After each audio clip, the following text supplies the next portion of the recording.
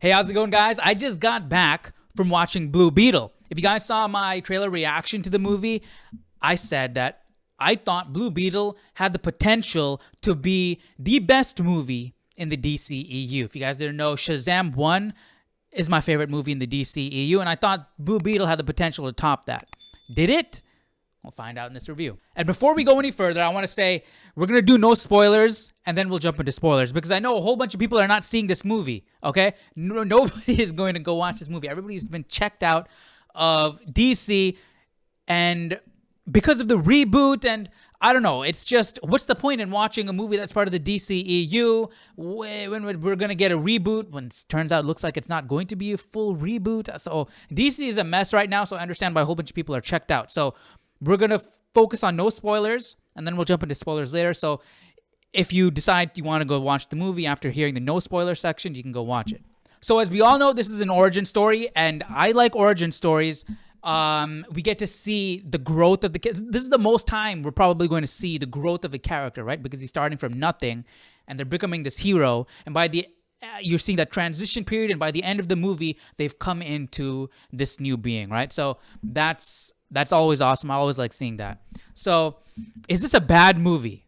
No, it's not a bad movie. Is this the best movie in the DCEU? No, it's not the best movie in the DCEU. I still think Shazam comes out on top, but there are scenes in this movie that are absolutely awesome. There are aspects of this movie, the characters especially. I really like the dad. Obviously, I like Jaime because Jaime's character is very much like Miguel. So if you like Miguel in Cobra Kai, you'll like this movie, okay? If you like action, you're gonna like this movie. If you like seeing movies about family and that bond, you'll like this movie. I thought it was a fun movie. It's not dark. It's not brooding.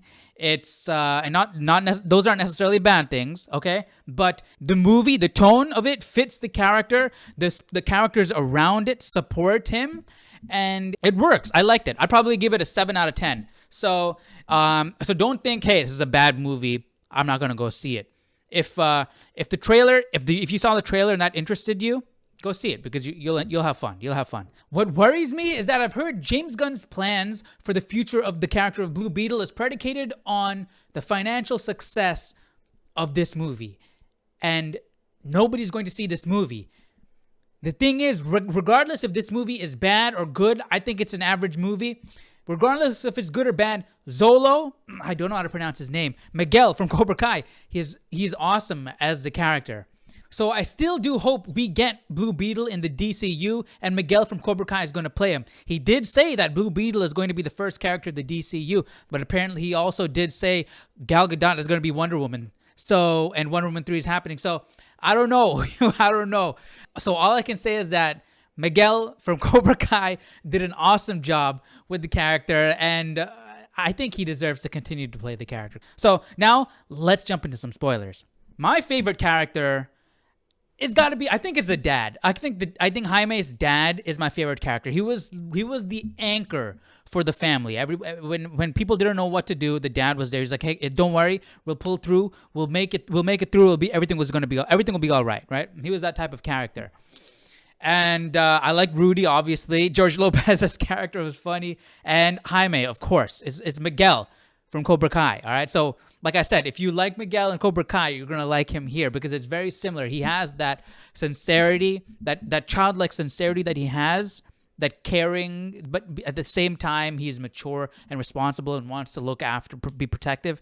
That same type of character that he has in Cobra Kai, you see a lot of that here as Jaime and Blue Beetle. So if you like that, you'll like this. Plus, we get some karate action. All right, when he goes autopilot, when Blue Beetle goes autopilot, you get some of that karate action, and it's awesome. So I guess we could start there. The fight scenes were really fun. The fight scenes were really cool. The action was cool. The abilities were cool. Dude, that scene we saw in the trailer where he pulls out that Buster Blade, that huge anime-looking sword, and then does that. It was like out of an anime. The action is really cool. I really like the suit, the abilities. The suit looks awesome. The transformation. Here's one thing that I after seeing that scene in the trailer, that's why I was like, okay, this has the potential to be like Shazam or better, because it's that switch from the comedic element to that real dark element, right? You got some of that in Shazam, and in that scene, that transformation scene, you got some of that.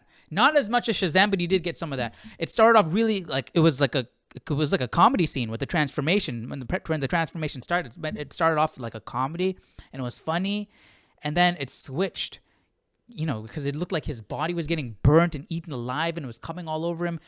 That dang. That's what she said. All right, scratch that. So, you had Blue Beetle being pushed up against the ceiling, right? He's screaming, and it turns from a lighthearted moment to a very serious, dangerous moment. And the family is there, like, holy cow, I'm worried about my kid. What's going on, right? I feel like we could have gotten a bit more of that family being worried about him because he looks like he's being killed right there by the Beetle. I feel like we could have gotten a bit more of that because that was another. But regardless, the transformation was awesome. That was a really awesome scene. But moving to the family again. That was an issue that I had. We had him transform, and then he goes to do that Iron Man test, right? It reminded me of Iron Man 1, where he's testing out the suit, right? The suit was being calibrated, and he was flying and using the abilities and doing all that. So, I mean, it was on autopilot, right? It was calibrating. And then he comes back, and he recuperates, and then he rushes out to go find Jenny, right? After all that, I would imagine the family is extremely worried, okay? Extremely worried. Is this kid okay? Is he safe? Is he dead? I mean, what's going to happen is you have this beetle growing inside of you. Is it going to kill you? Are you going to die? Like, what is going on here? I have no clue what's happening. You know what I mean? So Jaime runs out of the house to go to Jenny, okay? And the rest of the family is busy singing and dancing and just talking amongst themselves. Did you not just see what happened? And they were concerned for a second, but they immediately switched off. And they were chatting and talking and singing amongst themselves. The dad was the only one that was concerned, and he went to the window and he looked out. And then he motioned to Rudy to come over, and then Rudy got worried because Jaime took his car. So I was like, what? I felt like there was some sort of disconnect going on. Why wasn't the family more? I would have been, holy cow, what just happened to you? I'm not leaving. You're not leaving my sight. You're not running around. You're not running out of the house and driving off. Like, I want to know where you're going, what's going on. Just, I'd be a bit more protective. You know what I mean? And that's a repetitive thing we see in the movie. There's a scene where they're at the Beetle cave, or whatever you want to call it, right? That was cool. I liked how they did that. Okay, we'll jump into that later. I'm jumping all over the place. So they're at the Beetle cave and they realize that their family's in danger, right? So Jaime rushes off to go and save them. So there's this whole fight scene where Blue Beetle is taking on all these soldiers and protecting his family, and it ends up where his dad has a heart attack, right? His grandma and his mom have ran off and are hiding behind this car. Everybody's split up. The sister is with the dad, and Jaime, Blue Beetle, is trying to protect everybody, okay? So what ends up happening is, up top on a helicopter, a giant purple claw gets shot out, and it wraps around Jaime and electrocutes him, and he's on the ground. So everybody's in a vulnerable position. The helicopter comes down, and they take Blue Beetle away, right? All this time, the mom and the grandma are hiding behind the car. If it were my parents and I was Blue Beetle, they would, as soon as they saw that hook grab me, if I was Blue Beetle, I'd be on the ground. They'd rush immediately with no regard to their life and make sure I'm okay. But that's not what happened. They stayed hidden. They didn't look. They weren't even looking at Blue Beetle. Blue Beetle was dragged onto the copter, taken off, and once they were safe, they came out and they went to the husband, the dad. Stuff like that. It's like, I don't get it. I don't get it. It doesn't. It's like, I don't know. It didn't fit. It felt weird. it's like, I mean, I know they care about their kid because immediately after that, George Lopez said that they're really resilient, right? Mexicans are really resilient, and I can see that. So they pulled themselves together, and they came up with a plan. Grandma came up with a plan immediately, and they executed the plan. They were level-headed, and then by the end of the movie, the grandma's like, okay, now we can cry. So see, they were strong in that regard, okay? But I don't get why they switched off immediately. They started dancing in the house, and they let Jaime run off, right, to go save Jenny, and how the mom and the grandma didn't even look at Jaime being taken off by the copter, didn't run to his aid, trying to help him, trying to make sure, see if he's okay. They waited till he was taken and gone, and then, I mean, they weren't able to do anything in the situation, but I don't know, maybe they're just way more level-headed, but they didn't even look in the direction. So I don't know. That whole thing was like, I don't get it. Maybe it's a cultural difference, and they process things differently, process stressful situations differently. Maybe it's a cultural difference. I'm not entirely sure. So let me know. I'm genuinely curious. If you're from a Mexican background, Hispanic background, how would your family react in a stressful situation like this? And also, not only that scene, the scene where Jaime ran out and the family was dancing and just talking amongst themselves, singing amongst themselves inside the house. That felt off to me too. Another thing that was a little odd to me, and it's a little thing, was when Jaime, before he gets the powers, he goes to the Cord headquarters or one of the office buildings and to meet Jenny, because Jenny promised him another job. He says, "Hi, I'm Jaime, blah blah blah blah blah," and then the secretary was like, "Okay, Jamie, just sit there and wait." I'm like, it's like the director or the writer was trying to install some divisiveness within the movie. He wasn't on any itinerary. His name wasn't written down. There's absolutely no reason for her to say Jamie. It's not like she was reading and mispronouncing the name wrong and saying Jamie. He said Jaime, and he said Jaime. She heard Jaime and said Jamie. Nobody is going to do that. It's like she's saying Jamie for absolutely no reason. Like, hey, I heard Jaime, but I'm saying Jamie on purpose for absolutely no reason, just because. It doesn't make any sense. It's like the director or the writer was trying to be divisive in that scene. And yes, it's a tiny little, small little thing, but it just stuck out. It just stuck out to me. Despite all that stuff, all those little things, I did like the family. I like the family dynamic. Like I said, the dad was the anchor of the family, and they did come together when they needed to. When things really mattered and the situation was tough, they did come together and they helped each other out. I did like to see that. And I'm focusing so much on the family dynamic because that's the core of this movie. The family needed to work. Each character in the family needed to work for this movie to work because they were really at the core. The relationship between Jaime and his sister, I like that. The relationship between Jaime and his dad. There was a scene, that was the best scene in the movie. Earlier on in the movie, him and his dad were having a conversation, and he was like, I don't know my purpose. This was before he got his powers. I don't know my purpose. I don't know what to do with my life. And the dad was like, yeah, I don't know mine either. I'm still looking for mine. But my purpose right now is to have this talk with you. So I like that outlook. And then, after that heart attack scene we talked about, Jaime is taken, right, with that hook, and the powers from the Blue Beetle, the juice from the Blue Beetle is being transferred over to the OMAC system on one of the soldiers. And he is sort of in this purgatory, and he meets his dad. And that scene was awesome. The dad in his conversation, his dad said, I finally understand why. I finally understand that this is my purpose, to be here right now.